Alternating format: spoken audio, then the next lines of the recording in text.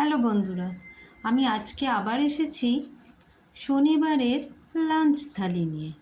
আজকের লাঞ্চের থালিতে দেখতেই পাচ্ছ অনেক কিছু আছে। তাহলে শুরু করি।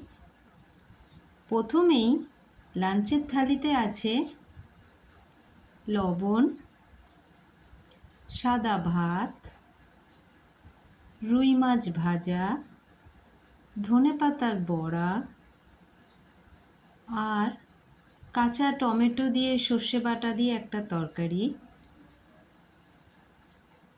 কুমড়ো ভাজা, লাউ শাকের তরকারি, মটর ডাল আর আছে ইলিশ মাছ দিয়ে মাখা চচ্চড়ি।